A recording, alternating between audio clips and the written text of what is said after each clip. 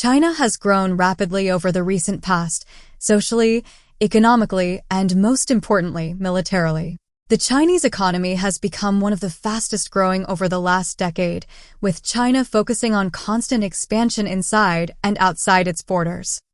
When people claim that the rise of China is the biggest event in the recent economic history in the world, the qualification is the following.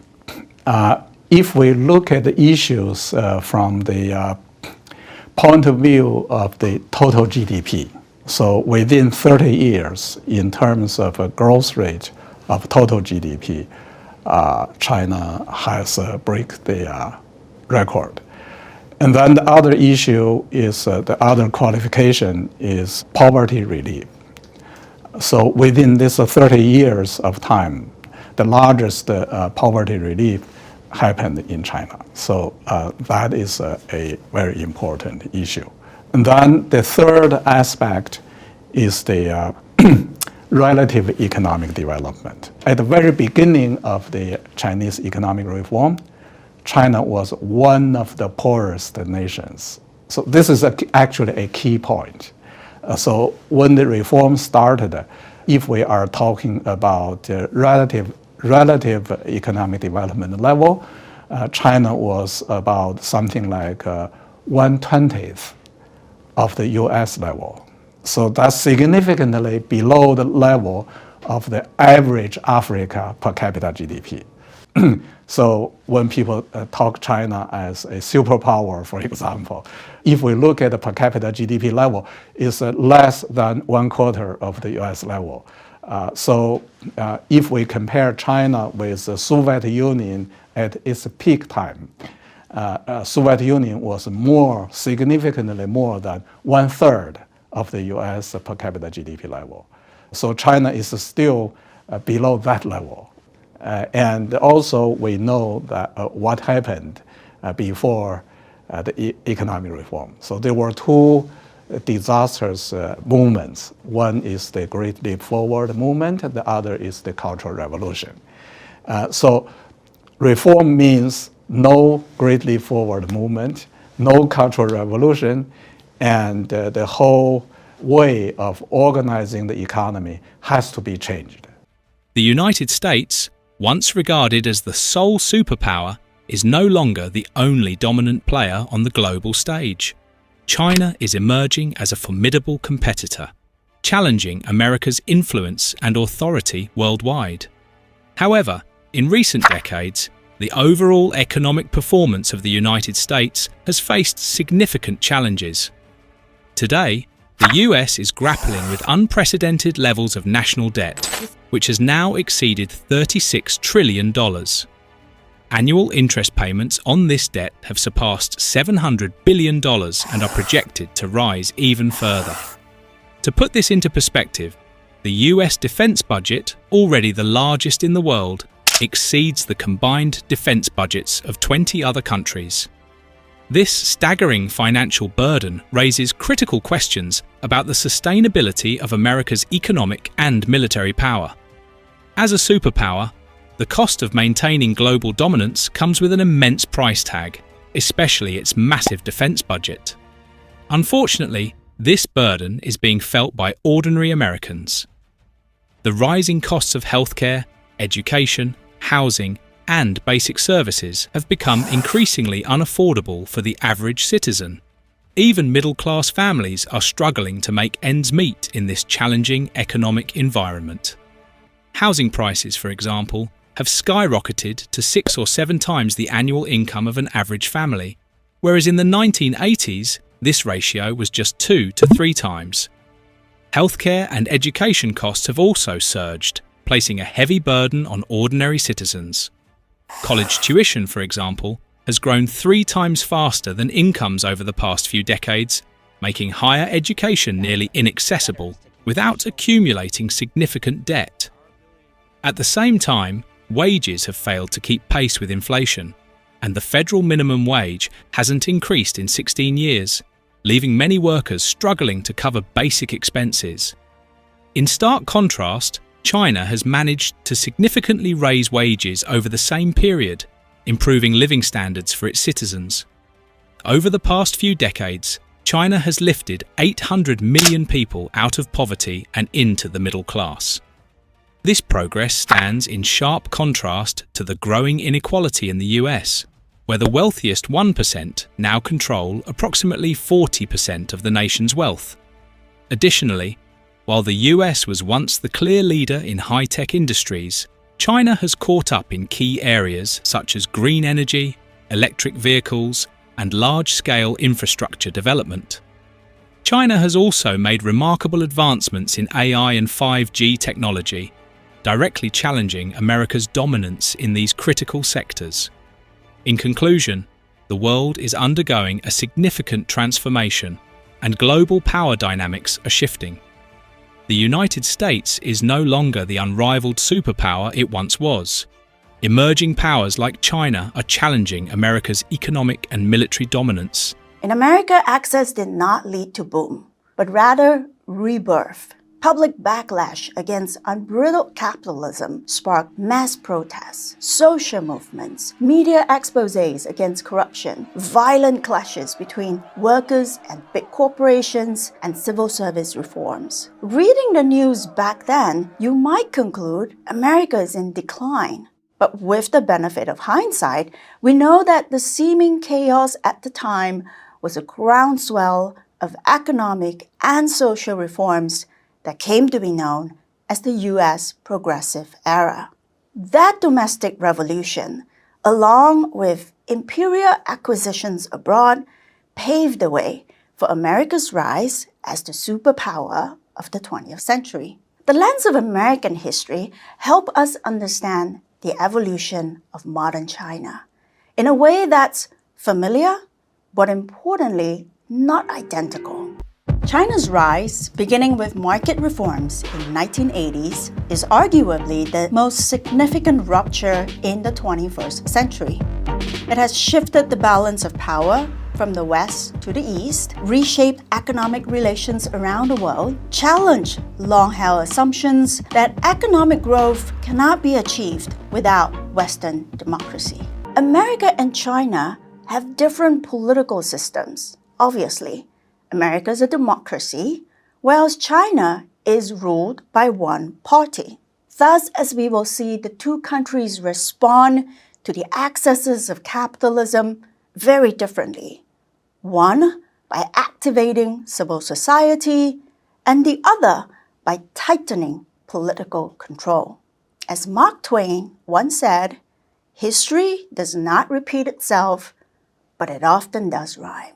China's combination of accomplishments and stumbles, from reform and opening in the 1980s through the present day, makes it an even more instructive case than if it were only a miracle. There's no question that China's rise is impressive. It has dramatically improved the material well-being of 20% of humanity, and it has affected all of us. There's a tendency to see China as a static monolith, an authoritarian regime governed by the same ruling party.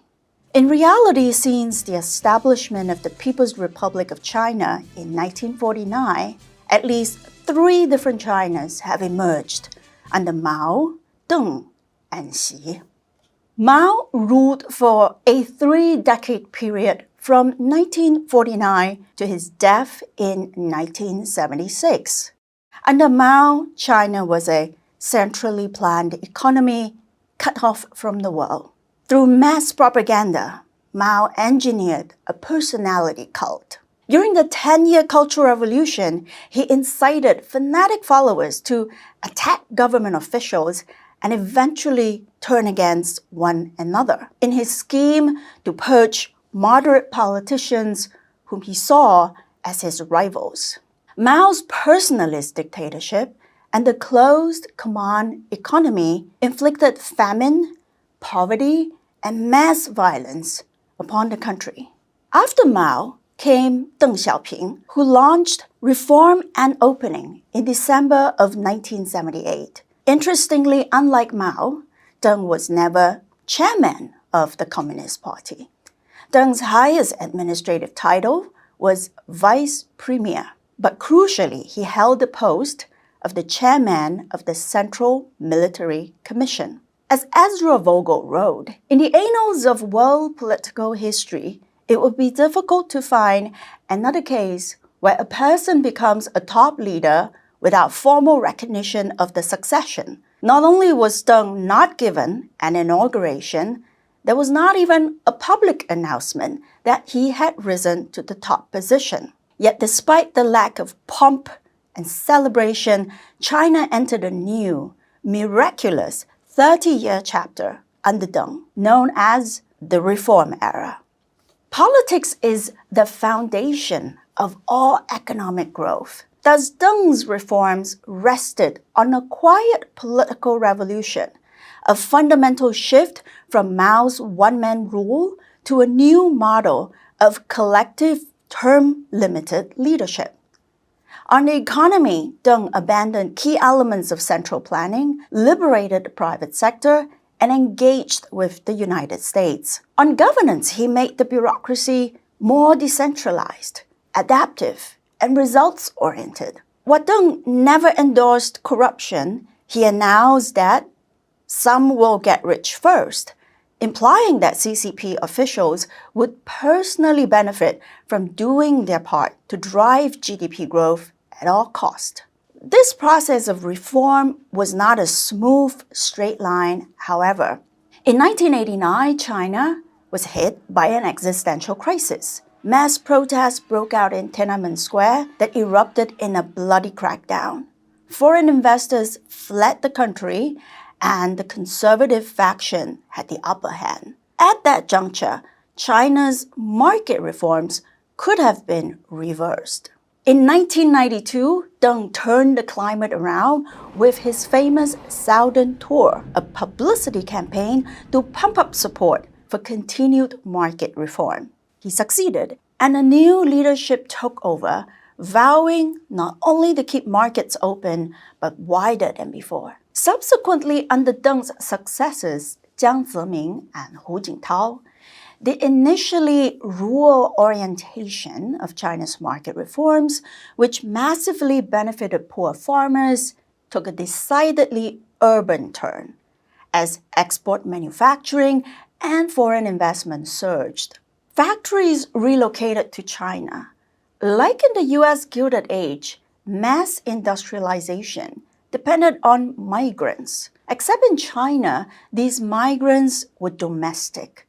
The countryside provided a vast supply of cheap workers who were denied equal access to urban services, thereby keeping labor costs low. Regional, urban, rural, and class inequality grew over time. In 2001, China joined the WTO with support from the United States. From there, its economy soared. At the same time, land and real estate emerged as the favored source of public revenue and a new growth engine. But the resulting wealth from this sector worsened inequality, creating robber barons like Hui Ka-yen, the founder of the real estate company Evergrande that is now being liquidated. And it enriched speculators, while the majority of Chinese either could not afford housing or paid dearly for it. In other words, the period of China's rise from poverty to middle-income status was achieved specifically during the Reform Era, under the leadership of Deng and his successors. In 1980, measured by current US dollars, China's GDP per capita was equivalent to Malawi's, around $300. By 2012, China's GDP per capita grew 21-fold to more than $6,300, whereas Malawi's merely increased to $560.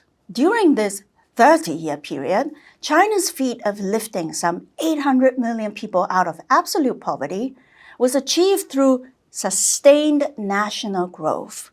When Xi Jinping took over as the General Secretary of the Chinese Communist Party in 2012, he inherited the Gilded Age, the first in modern Chinese history. He presides over a country that is far wealthier than the ones ruled by his predecessors. Does Xi relinquish Deng's humble principles in foreign policy of lying low and never showing off, and projected for the first time since 1949 ambitions to become a global leader? Yes, China does want to pursue a global leadership to become a country that is admired and respected by the rest of the world. Understandably, that's what any great power would do. But what we are frustrated by is the idea that China wants to become a hegemonic power like America and will behave like America, to export its values and to make the rest of the world govern and operate in the exact same way like China does. We think that in the past, when China was the strongest country capable of dominating the world, we had chosen not to. In China's Yuan dynasty, between 1405 to 1433, already being the world's number one, China sent out 7 naval expeditions under the diplomat Zheng He, traveling from Southeast Asia, India, the Middle East, and to North Africa. That was long before Christopher Columbus tried to find the Spice Island. China had way bigger ships already than the Santa Maria Columbus used to sail to America. Instead of subjugating the local people and taking away all their resources, here's how he behaved.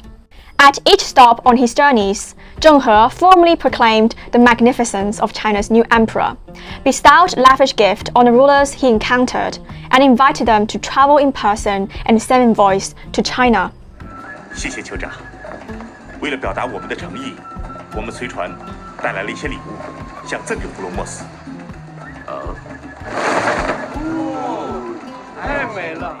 Yet, beyond declaring China's greatness and issuing invitations to portentous ritual, Zheng He displayed no territorial ambition. He brought back only gift or tribute. He claimed no colonies or resources for China.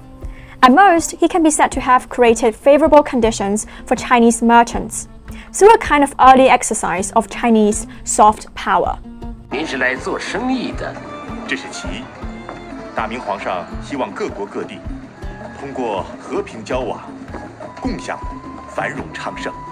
China has its fair share of land grabbing and wars during the rise and fall of Chinese dynasties. But the Chinese lack of ambition to dominate the foreign land has always been an intuitive thinking to guide China's relationship with the world. When people look at China's rise, they tend to have 2 extreme reactions: fear or adulation. But there's a middle path forward. I recommend 3 simple principles to guide us in learning from China, or any success case for that matter. 1. Learn from both success and failure. 2. Don't learn the wrong lessons. 3. Adapt the right lessons to different national contexts rather than blindly copying. Before we can begin to take the right lessons from China, we must first recognize how we've long been mislearning from success cases. Beginning with the rise of the West in Europe, followed by the rise of America as the superpower of the 20th century, and during the 1970s to 1990s, the rise of a group of emerging economies in Asia known as the Four Dragons. In all of these cases, scholars and commentators ask, what did they do right? In Europe, the answer was democracy, alternatively termed limits on government, inclusive institutions, good institutions. In the US, the popular answer was neoliberalism, more markets, less government. In Asia, the answer was strong states that intervened in the economy, make industrial policies, and picked winners. But this conventional approach of focusing on what success cases did right has consistently met with backlash and disappointment.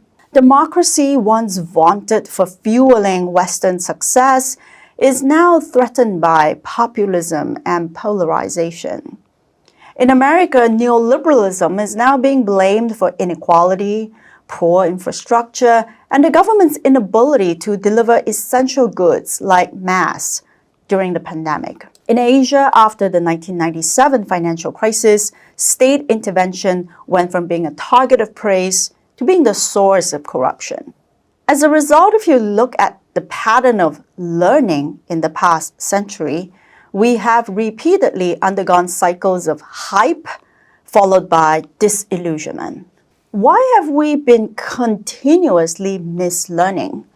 The dominant view among economists equates GDP growth and modernization with progress, and furthermore attributes success to just one or a few simple causes that can then be copied elsewhere. A lot of the interpretations around China's rise by Western media and pundits are done under the shadow of American exceptionalism or Western exceptionalism. I'm not being original in this. This has been argued by many American scholars, for example, Jeremy Sachs. In 1941, Henry Luce declared the American century. In 1992, when the Soviet Union collapsed, we were the Colossus, the new Rome, the sole superpower of the world. The idea that there is one power that bestrides the world, especially one country with 4.4% of the world's population presuming to lead the world, to be the superpower. This version of exceptionalism believes that the West, led by America, is a God-sent force for good, the city upon a hill. We shall be as a city upon a hill. The eyes of all people are upon us, constructed and inhabited by men aware of their great trust and their great responsibilities. We do not imitate, for we are a model to others. For over a century, the United States has held the position of the world's dominant superpower, unmatched in both economic and military influence. During the Cold War, even the Soviet Union, America's greatest rival at the time, could not compete with the US in terms of economic or military strength. While the Soviet Union's GDP was far smaller than that of the US, the rivalry persisted, fueled by ideological and geopolitical competition. America is the sole superpower with the ability to impose its will onto the rest of the world. The West is the sole judge of what is right and wrong and what should be the best ways of doing things. This is also intellectually justified by an American thinker called Francis Fukuyama, who proclaimed the West's triumph at the end of the Cold War. What we may be witnessing is not just the end of the Cold War or the passing of a particular period of post-war history, but the end of history as such. That is, the end point of mankind's ideological revolution and the universalization of Western liberal democracy as the final form of human government. China's rise has been producing a lot of existential anxiety in the West. People worry that China is going to exploit America's relative decline, replace it as the global hegemony, and completely revamp the international order. This is about a Communist Party leadership in Xi Jinping that is intent on global hegemony. We will remain focused on the most serious long-term challenge to the international order, and that's posed by the People's Republic of China. We will not be intimidated, and we will not stand down. That's not going to happen on my watch. But the problem that I have with this assumption is, if China's global initiatives are truly dangerous, then why do democracies outside the first world, like India and Philippines, never actually echoed such claim? If China is truly a threat to democratic ways of life, then why did Canada, Australia, New Zealand, and basically the entire Western Europe join China's Asian Infrastructure Investment Bank to follow China's economic vision against America's objection? Saying all of this, I'm also not ducking the question that, okay, if China's rise is truly peaceful, then why did China come across as so aggressive over issues like Taiwan, Hong Kong, and the South China Sea? When China becomes more powerful in economy and technology, instead of finding possible opportunities to work together in ending poverty, terrorism, non-proliferation, and climate change, the West decided that the right thing to do instead was to demoralize China. But how could China be a threat when it only has a tiny military base in Djibouti, when America has more than 700 bases all over the world in more than 70 countries? And how could China be interfering and expansionist when it hasn't got involved in a single war in the last 40 years, while America has taken upon itself to so many projects in... On my orders, coalition forces have begun striking selected targets of military importance. These strikes were carefully coordinated with our coalition partners. He made clear yesterday that he does not want them to live on the earth anymore. Libya, Syria, Afghanistan, Iraq, Panama, Haiti, Grenada, all over the world. One frequently touted wrong lesson is that authoritarianism is the path to growth. The logic is that since China is ruled by one party, and it has achieved growth, therefore autocracy must be superior to democracy in delivering prosperity. This is simplistic. If autocracy is good for growth, China would long ago have prospered under Mao. The right lessons to learn are the following. 1. Deng Xiaoping showed that the balance of stability and institutional checks on the political leadership is a necessary foundation for economic growth, though that did not have to take the form of Western-style democracy, at least in the beginning. Concentrating power in one person's hand, in fact, risks capriciousness and wild policy swings. 2. Besides launching a hidden political revolution, China under Deng practiced directed improvisation, a blend of directions from the top and adaptive problem-solving from below. It's high time that we go beyond the false binary of thinking of governments either as minimal or top-down planning. Perhaps the most uplifting and little-known aspect of Chinese development is grassroots innovation, what I call using what you have, turning weaknesses into strengths and using unorthodox methods to kickstart entrepreneurship. China's experience should inspire other startup economies to use what they have to build new markets, even if it defies first world norms, but it doesn't mean that they should blindly copy whatever China did. Another lesson, China's story reminds us that any success in modernization produces costs. This is also true of the Western experience. Other developing countries would do well to avoid pursuing growth at all costs, especially now that climate change is intensifying. Sustainable growth must also be inclusive. If growth enriches only a small handful of elites, it may eventually trigger political crisis. As the Chinese economy enters into a stage of stagnation, it will doubtless offer richer lessons about development and governance. China's trajectory reminds us that no solution, even one as ingenious as the model bequeathed by Deng, can last forever. Every generation and every stage of development confronts a new set of problems that demands a new response. Yet China's rise is not a golden age of only prosperity and progress. Its spectacular growth has come with many problems, not least rising inequality, endemic corruption, financial bubbles, and environmental degradation. The coexistence of growth and problems has produced two extreme narratives in popular media. Either China is rising inexorably and taking over the world, or facing numerous threats and about to collapse. One narrative is fearful and the other is gleeful, but neither is correct. There is a better, more rational, and more humane way of understanding China and its seeming paradoxes. Namely, they're not that unique. Xi sees his historic mission as summoning China out of the Gilded Age using the tools of Leninism, commands and campaigns. I call this a red progressive platform. Red in the sense that his end goal is not only to fight graft and inequality, but also to preserve the party's grip on power, even as China becomes more affluent and globalized. Xi's socially progressive goals coincided with an authoritarian revival, a return to the concentration of personal power seen under Mao. Xi has dismantled the collective leadership and informal checks on power that Deng put in place.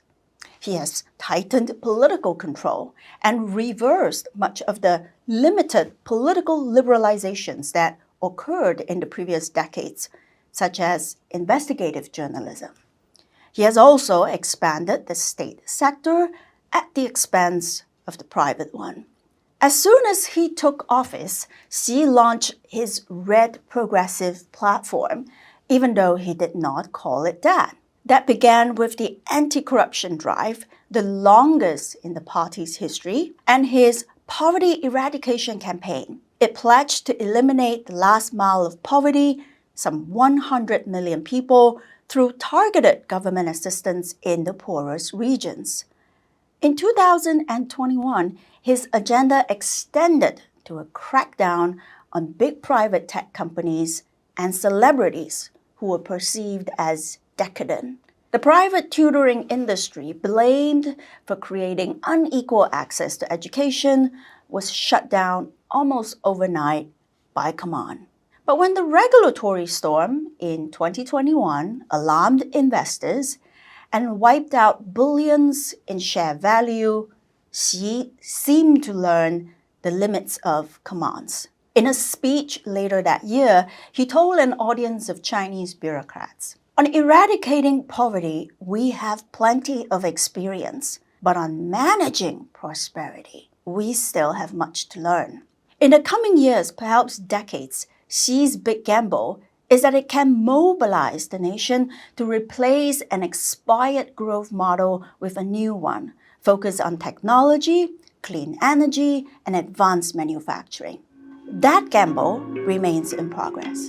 Central to China's economic growth has been the formation of new economic alliances and blocs that have sought to shake up the world's reliance on the West, especially financially. Not too long ago, whenever a global crisis emerged, or a nation required cutting-edge technology in defense, energy, or infrastructure, the United States and its allies were the go-to option for most countries. But times have changed.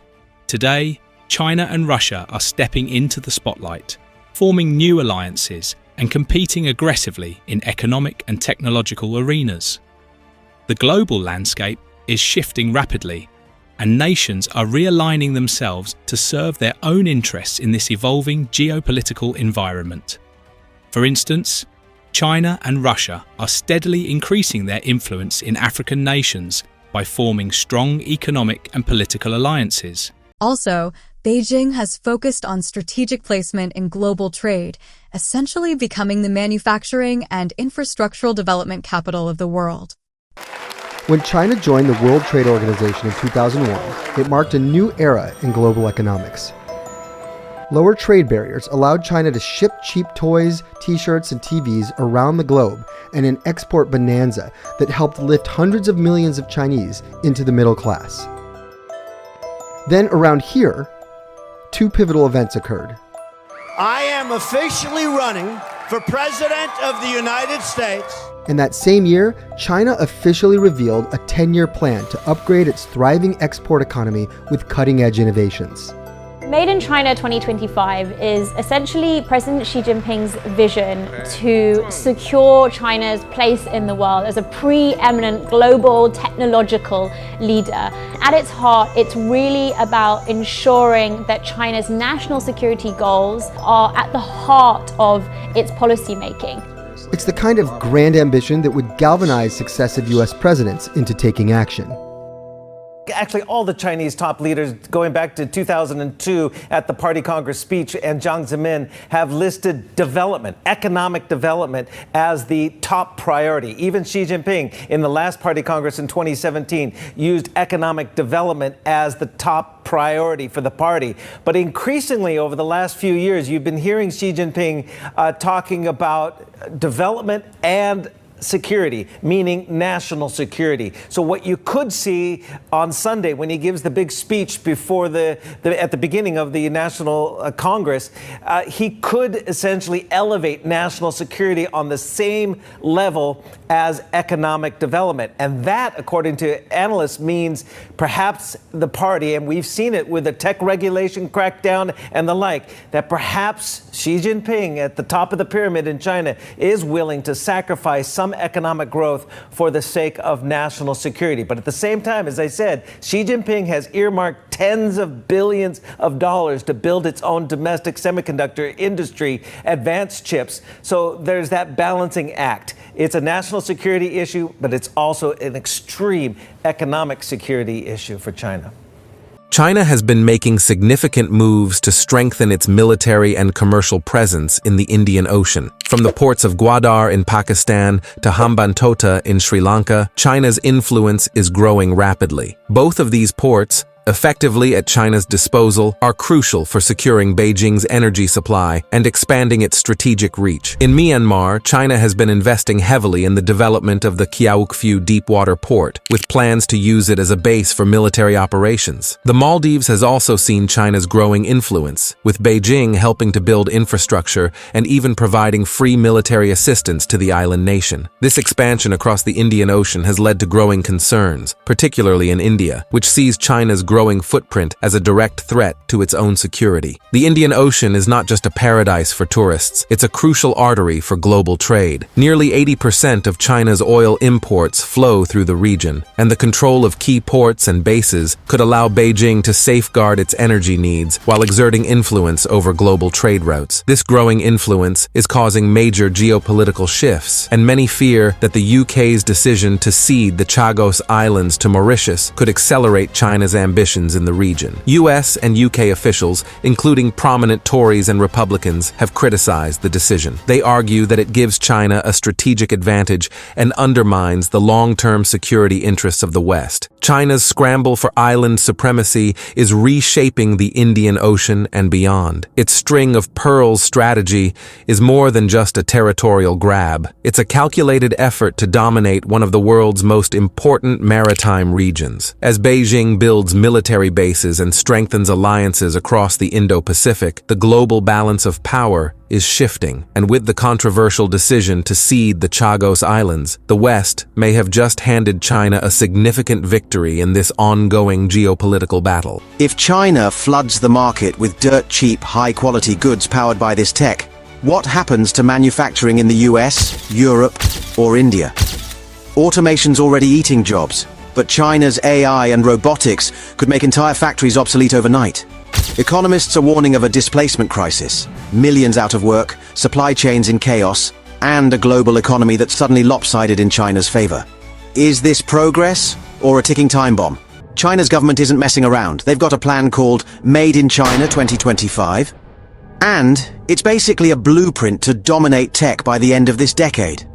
They're sinking trillions into R&D, building entire cities dedicated to innovation, and training millions of engineers while the West debates budget cuts. Their workforce is massive, disciplined, and laser-focused, something Silicon Valley can only dream of, and they're not afraid to play hardball. China's been accused of snapping up intellectual property and bending trade rules. But here's the thing, it's working. While other nations argue over ethics, China's building the future. Their tech giants, Huawei, Alibaba, Xiaomi, aren't just companies. They're national champions backed by a government that's all in. Compare that to the US, where Congress can't agree on a budget, let alone a tech strategy. China's not waiting for permission, they're taking the lead. The world's response, and what's at stake the West, isn't sitting still, but they're rattled. The US has slapped bans on Huawei, poured money into its own AI, and rallied allies to counter China's rise. Europe's scrambling to protect its industries, while Japan and South Korea are doubling down on their own tech. But here's the problem. China's already got the momentum. Their Belt and Road Initiative, a global network of trade routes, means they're not just building tech, they're exporting it to every corner of the planet. Africa, Asia, even parts of Latin America are plugging into China's ecosystem. If this keeps up, the dollar's reign as the world's currency could be toast. China's tech could lift billions out of poverty with cheap energy and smarter cities. It could solve climate change with renewables we can actually afford. But it could also widen inequality, tank rival economies, and spark a new kind of Cold War. One fought with code instead of bombs. The stakes couldn't be higher. Some of the biggest companies in the world, including Western companies such as Apple, Tesla, and other technological giants, have manufacturing establishments in China as a way to reduce the cost of production. This phenomenon has seen the shipping of Western jobs to China, effectively increasing reliance on the Asian country as a trading partner. David Reger's company Neurorobotics used to produce in China, but then concerns over intellectual property and the fact that most of its suppliers were already in Europe compelled to move back to Germany. So it was kind of difficult there. And that's why in Germany I think it's just more structured. Reger isn't the only one questioning ties to China. Big companies like IBM and Apple are reducing their footprints. Mitsubishi announced an end to its joint venture in the country, and pressure is growing for other car makers to do the same. There's also evidence that smaller companies are rethinking their investments. Is the risk of operating in China beginning to outweigh the reward? That's the message now coming from a large group of European firms. This week, the European Chamber of Commerce in China, which represents more than 1,700 companies active in China, warned that patience is running thin. Specifically, the report said that, quote, a sentiment is emerging at company headquarters and among shareholders that the returns on China investments are no longer commensurate with the risks faced. That language is a shift. Foreign firms have complained for years about the same issues in China: restricted market access, intellectual property issues, vague investment rules. But the upside always outweighed those issues: more profit. In a survey of European companies published this year, 2/3 reported that their profits in China for 2023 were either equal to or below their average globally. That's the lowest proportion in 8 years. Now, maybe it doesn't sound so bad if profits in China have merely fallen back to earth, but consider how good they've been in the past few years. Companies have come to expect solid results. Volkswagen, for example, has relied on China for more than 1/3 of its overall revenues in recent years. Now business is just trending towards bad. According to one survey, more than 2/3 of European companies say business became more difficult in 2023. The reason why China isn't buying, from consumer to luxury goods, is that the economy is still struggling. China has yet to really recover from the pandemic. Global demand for its goods has been slow to return, but there are also domestic factors weighing down the economy. Unemployment has risen among youth, debt levels remain very high, and a collapsing property market has undermined many households' wealth and savings. Again, the fact that profits in China are comparable to other markets may not seem so bad at first, but it does shift the risk-reward calculation for many businesses.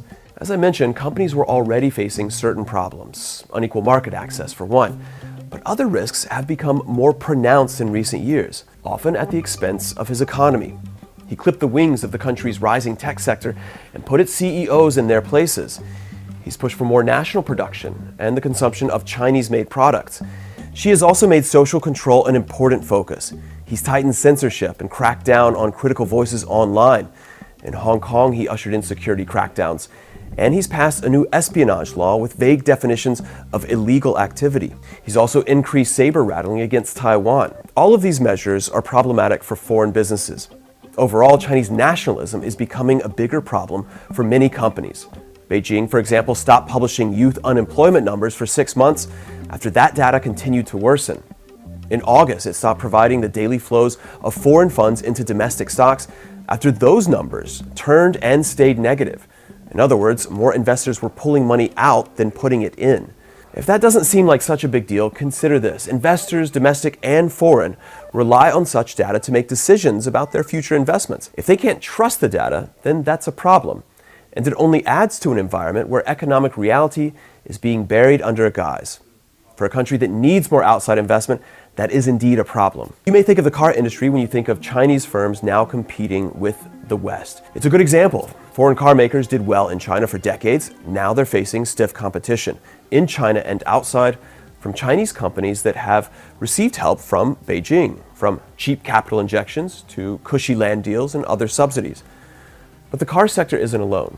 China's new focus on advanced manufacturing, from cars to chips and machinery, is hitting many sectors. And it puts foreign firms in China in a particular bind. Take the machine industry. Machine makers across Europe benefited from China's export boom in the 2000s. They're the ones who outfitted the factory floors, sending machine tools, die casting equipment, or textile weaving machines. Now Chinese manufacturers are producing more of those machines domestically. That eats into the market share of traditional exporters in the country, including countries like Germany and Italy. And it makes the market much more difficult for them. And there's another kink. Just consider weaving machines. Chinese manufacturers are now producing so much that they're exporting the machines, meaning that traditional exporters, again, such as Germany and Italy, are now competing with one of their biggest customers in other markets. Now, they could ask the EU to intervene, much as it has in the car industry, and put tariffs on Chinese machines entering the EU for whatever that's worth.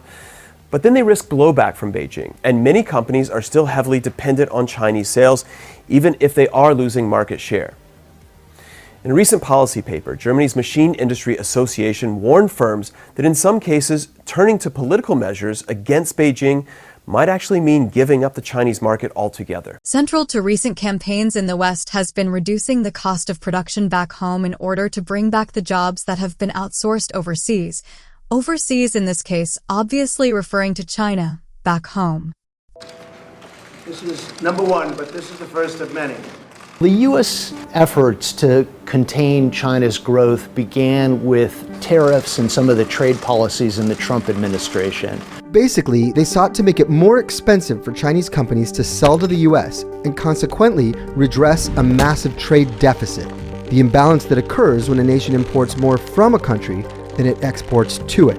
President Biden is holding back on a decision to scrap any Trump-era tariffs on China imports. You can see this has had an impact. In 2023, the deficit shrank to the smallest total since 2010, reflecting a decline in imports shipped from China. But globally, China's productive prowess is at historic heights. Its manufactured goods trade surplus is the largest relative to global GDP of any country since the US right after World War II.